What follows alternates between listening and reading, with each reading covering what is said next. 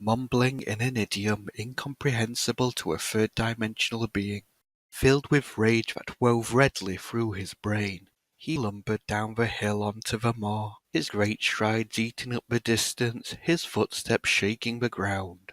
At the foot of the hill he halted, and from his throat issued a challenging roar that made the very crags surrounding the moor tremble. The rocks flung back the roar as if in mockery. Again he shouted, and in the shout he framed a lurid insult to the enemy that lurked there in the cliffs. Again the crags flung back the insult, but this time the echoes, booming over the moor, were drowned by another voice, the voice of the enemy. At the far end of the moor appeared a gigantic form, a form that shambled on the grotesque, misshapen feet. Close to the other he halted, and only then did recognition dawn in his eyes. "You Malshaf," he growled in his guttural tongue, and surprise and consternation were written large upon his ugly face. "Yes, it is I, Malshaf," boomed the other. "Remember, Ooglet, the day you destroyed me and my plane. I have returned to wreak my vengeance. I have solved a mystery you have never guessed, and I have come back. You did not imagine you were attacking me when you sent your minions to that other plane to feed upon the beings there. It was I you were attacking, fool, and I am here to kill you." Ooglet leaped, and the thing that had been Henry Wood's newspaper man and 98 other men, but was now Malshaf of the fourth dimension, leaped to meet him. Malshaf felt the force of Ooglet, felt the sharp pain of a hammering fist, and lashed out with those horrible arms of his to smash at the leering face of his antagonist. He felt his fist strike solid flesh, felt the bones creak and tremble beneath his blow. His nostrils were filled with the terrible stench of the other's foul breath and his filthy body. He teetered on his gnarled legs and sidestepped a vicious kick before stepping in to gouge with straightened thumb at the other's eye. The thumb went true, and Ooglet howled in pain. Malshaf leaped back as his opponent charged head down, and his knotted fist beat a thunderous tattoo as the misshapen beast closed in. He felt clawing fingers seeking his throat, felt ghastly nails ripping at his shoulders. In desperation he struck blindly, and Ooglet reeled away. With a quick stride he shortened the distance between them and struck Ooglet a hard blow squarely on his slavering mouth. Pressing hard upon the reeling figure, he swung his fists like sledgehammers, and Ooglet stumbled, falling in a heap on the sand. Malshaf leaped upon the fallen foe and kicked him with his taloned feet, ripping him wickedly. There was no thought of fair play, no faintest glimmer of mercy. This was a battle to the death. There could be no quarter. The fallen monster howled, but his voice cut short as his foul breath with its razor-edged fangs closed on the other's body. His talons seeking a hold, clawed deep. Malshaf, his brain a screaming maelstrom of weird emotions, aimed pile-driver blows at the enemy. Clawed and ripped, together the two rolled, locked tight in titanic battle on the sandy plain, and a great cloud of heavy dust marked where they struggled. In desperation, Ooglet put every ounce of his strength into a heave that broke the other's grip and flung him away. The two monstrosities surged to their feet, their eyes red with hate, glaring through the dust cloud at one another. Slowly Ooglet's hand stole to a black, wicked cylinder that hung on a belt at his waist. His fingers closed upon it, and he drew the weapon. As he levelled it at Malshaf, his lips curled back, and his features distorted into something that was not pleasant to see. Malshaf, with doubled fists, saw the great thumb of his enemy slowly depressing a button on the cylinder. A great fear held him, rooted in his tracks. In the back of his brain something was vainly trying to explain to him the horror of this thing which the other held. Then a multicoloured spiral like a corkscrew column of vapour sprang forth from the cylinder and flashed toward him. It struck him full on the chest, and as it did he caught the ugly fire of triumph in the red eyes of his enemy. He felt a stinging sensation where the spiral struck, but that was all. He was astounded. He had feared this weapon. He had been sure it portended some form of horrible death, but all it did was produce a slight sting. For a split second he stood, stock still. Then he surged forward and advanced against Ooglet, with his hands out, spread like claws. From his throat came those horrible sounds, the speech of the fourth dimension.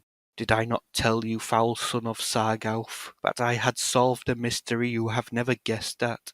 Although you destroyed me long ago, I have returned.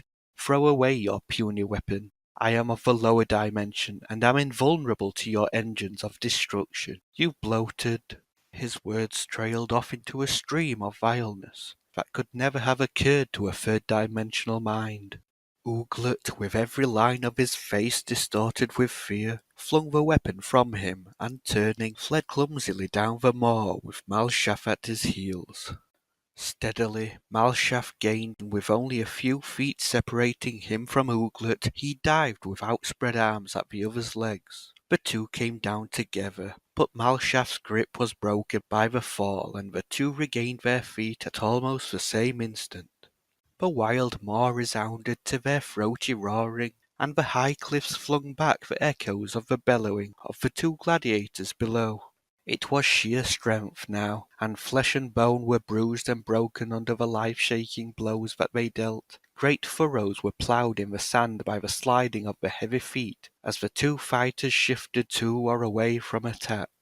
Blood of the fourth-dimensional creatures, covered the bodies of the two and stained the sand with its horrible hue. Perspiration streamed from them, and their breath came in with gulping gasps. The lurid sun slid across the purple sky, and still the two fought on. Ooglet, one of the ancients, and Malshaf, reincarnated. It was a battle of giants, a battle that must have beggared even the titanic tilting of forgotten gods and entities in the age when the third-dimensional earth was young. Malshaf had no conception of time. He may have fought seconds or hours. It seemed an eternity. He had attempted to fight scientifically, but failed to do so. While one part of him had cried out to elude his opponent, to wait for openings, to conserve his strength, another part shouted at him to step in, and smash, smash, smash at the hated monstrosity pitted against him. It seemed Ooglet was growing in size, had become more agile, that his strength was greater. His punches hurt more, it was harder to hit him. Still Malshaf drilled indeterminately, head down, fists working like pistons. As the other seemed to grow stronger and larger, he seemed to become smaller and weaker. It was queer. Ooglet should be tired too. His punches should be weaker. He should move more slowly, be heavier on his feet.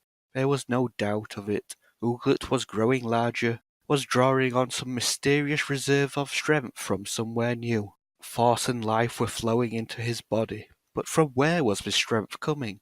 A huge fist smashed against Malshaf's jaw. He felt himself lifted, and the next moment he skidded across the sand. Lying there, gasping for breath, almost too fagged to rise, with the black bulk of the enemy looming through the dust cloud before him, he suddenly realized the source of the other's renewed strength. Ooglet was recalling his minions from the third dimension. They were incorporating in his body, returning to their parent body. They were coming back from the third dimension to the fourth dimension, to fight a third-dimensional thing reincarnated in the fourth-dimensional form it had lost millions of eons ago.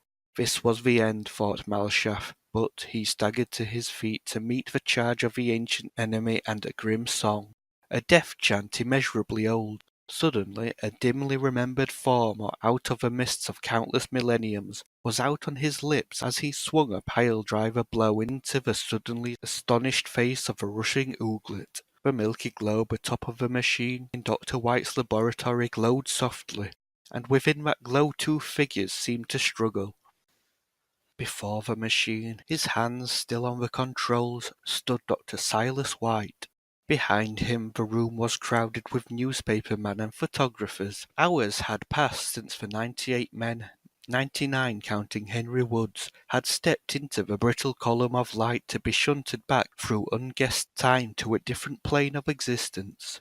The old scientist during all those hours had stood like a graven image before his machine, eyes staring fixedly at the globe. Through the open windows he had heard the cry of a newsboy as the press put the greatest scoop of all time on the street. The phone had rung like mad, and George answered it. The doorbell buzzed repeatedly and George ushered in the newspaper men who had asked innumerable questions, to which he had replied briefly, almost mechanically. The reporters had fought for the use of the phone in the house and had finally drawn lots for it. A few had raced out to use other phones. Photographers came and flashes popped and cameras clicked. The room was in an uproar. On the rare occasions when the reporters were not using the phone, the instrument buzzed shrilly. Authoritative voices demanded Dr. Silas White. George, his eyes on the old man, stated that Dr. Silas White could not be disturbed, that he was busy.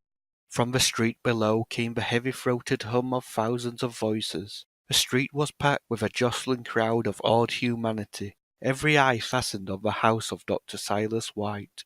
Lines of police held them back. "What makes them move so slowly?" asked the reporter, staring at the globe.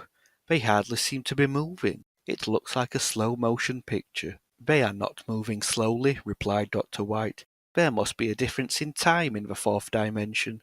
Maybe what is hours to us is only seconds to them. Time must flow more slowly there. Perhaps it is a bigger place than this third plane. That may account for it. They aren't moving slowly, they are fighting savagely. It's a fight to the death. Watch!"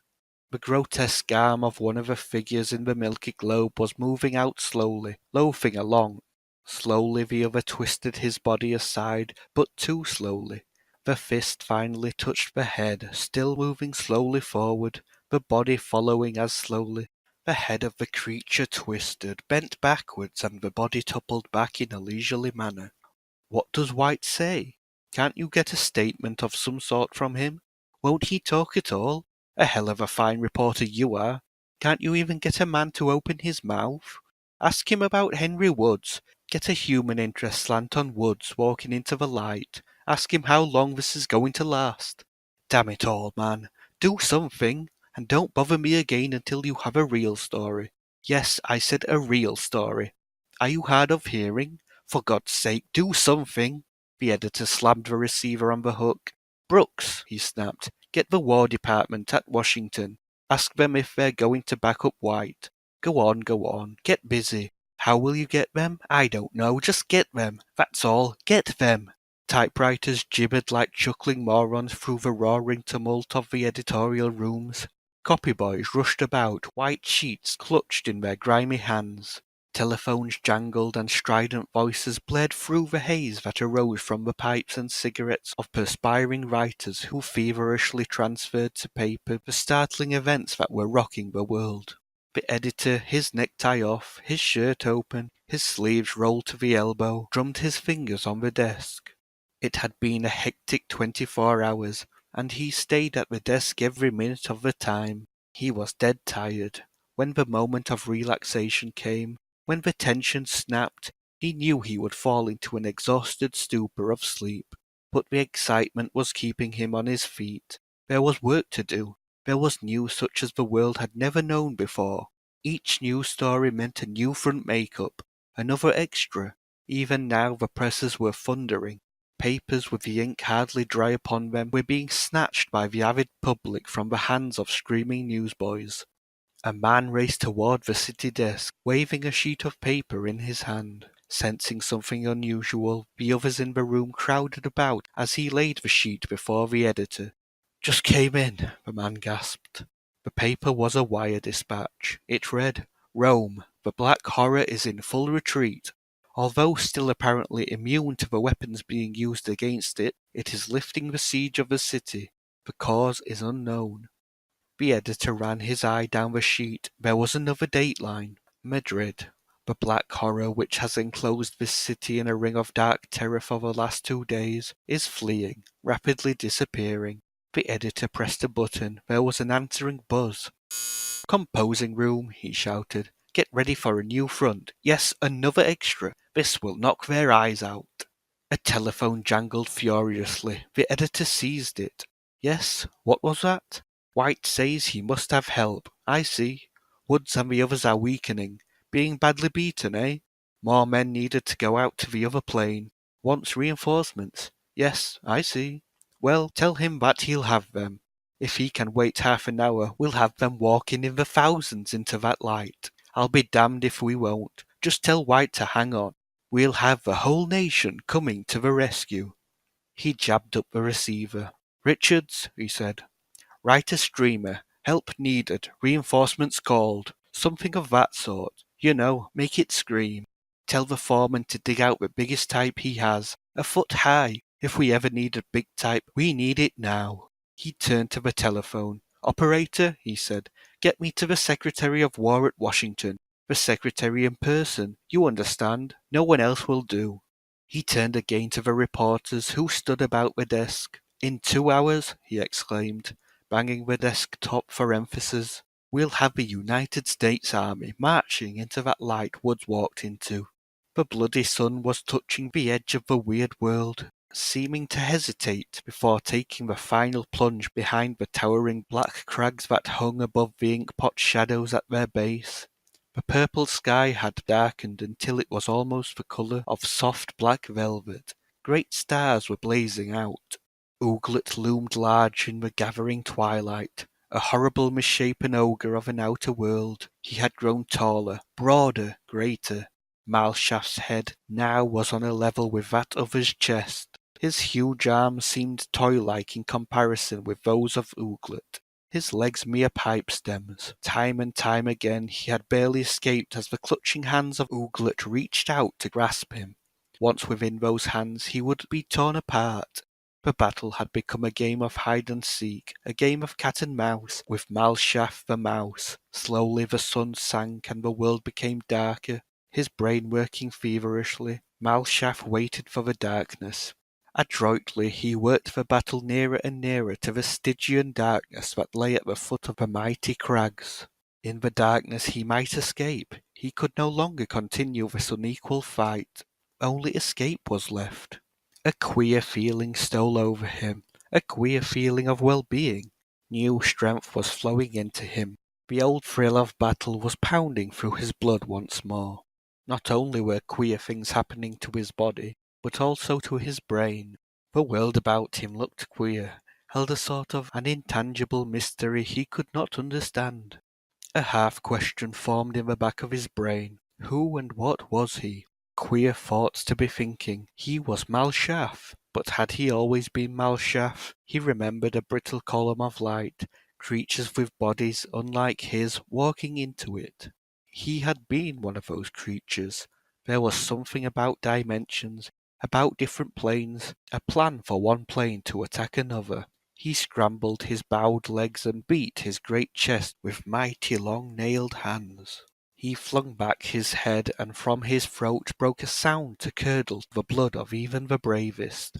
On the moor below Ooglet heard the cry, and answered it with one equally ferocious. Malshaft took a step forward, then stopped, stock still. Through his brain went a sharp command to return to the spot where he had stood, to wait there until attacked. He stepped back, shifting his feet impatiently. He was growing larger. Every second fresh vitality was pouring into him. Before his eyes danced a red curtain of hate, and his tongue roared forth a series of insulting challenges to the figure that was even now approaching the foot of the hill. As Ooglet climbed the hill, the night became an insane bedlam. The challenging roars beat like surf against black cliffs. Ooglet's lips were flecked with foam, his red eyes were mere slits, his mouth worked convulsively. They were only a few feet apart when Ooglet charged. Malshaft was ready for him. There was no longer any difference in their size, and they met like the two forward walls of contending football teams. Malshaft felt the soft throat of the other under his fingers, and his grip tightened. Maddened, Ooglet shot terrific blow after blow into Malshaft's body. Try as he might, however, he could not shake the other's grip. It was silent now. The night seemed brooding, watching the struggle on the hilltop. Larger and larger grew Malshaft until he overtopped Ooglet like a giant. Then he loosened his grip and, as Ooglet tried to scuttle away, reached down to grasp him by the nape of his neck. High above his head he lifted his enemy and dashed him to the ground. With a leap he was on the prostrate figure, trampling it apart, smashing it into the ground. With wild cries he stamped the earth, treading out the last of Ooglet, the black horror. When no trace of the thing that had been Ooglet remained, he moved away and viewed the trampled ground. Then, for the first time, he noticed that the crest of the hill was crowded with other monstrous figures. He glared at them, half in surprise, half in anger. He had not noticed their silent approach. "It is Malshaf!" cried one. "Yes, I am Malshaf. What do you want?" "But Malshaf, Ooglet destroyed you once, long ago."